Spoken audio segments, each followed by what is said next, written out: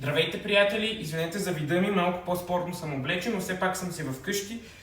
Не съм нещо в настроение да се преобличам. Дойде нова кукла днес на Дисни. Всъщност са две кукли вътре в тази кутия. Води се Doll Set, една по-голяма и една по-малка. Мисля, че вече досетихте кои може да бъдат. Нека сега ги разпаковаме.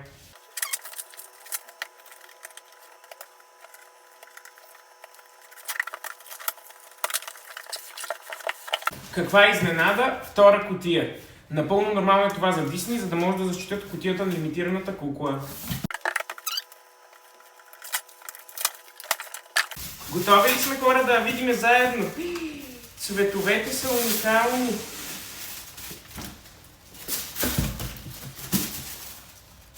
Айде! Ваяна и сестричката Исимея от втория филм Ваяна 2. Те са разкошни, хора. Изработката е безупречна.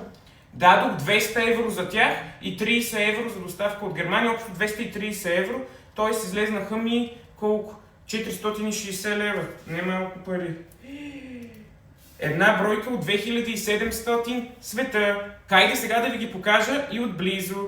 Мале, хора, те са уникални. Вижте Ваяна колко е красива. Има и греблото с някакви гравирани неща по него. Татуировката, но много добре не се вижда. Бродери, камъчета, долу има гривна. И Симея, малката сестричка. И тя долу има гривна и някаква много готина мини стойка. Тук се пише Ваяна и Симея, 2700 бройки в света. На кутиите с другите държави пише вместо Ваяна Моана. Но Ваяна се казва за цяла Европа принцесата. Уникална е, хора. Много ми харесва. Не очаквах толкова да ми попадне на живо. Айде сега тук на маста да ви покажа и кутията отзад. Ваяна 2, Ваяна и Симея, оранжева панделка, морски мотиви.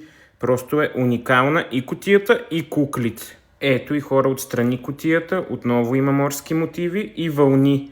Уникална. От другата страна е абсолютно същата. Хора, тези кукли са неземно красиви. Сега като ги полуразопаковах, мали чак камерата трепери, че са хубави.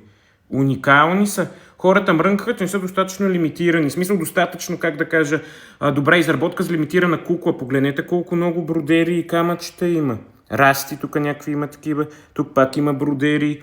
Цялото гребло е гравирано с някакви неща по него. Мега якото. Тук си има отстрани и тази, кажете каква, татуировката от втората част. Тя е просто феноменална, маля камерата не спира да трепери. Като ми се падна бройка 2342 от 2700 в света и за пръв път виждам сертификат за автентичност без пликч. Обичайно са в едни прозрачни нейлонови пликчета, за да се запазят. Така не ми харесва. Ама нищо, карай, как и да е. Симея е малко озъбена, но и тя ми харесва, не е лоша. Обаче Ваяна е топ. Много ми харесва. Уникална. Напишете долу в коментарите дали на вас ви харесват двете сестри, Ваяна и Симея, и коя от двете бихте си купили или директно и двете. Аре, чао!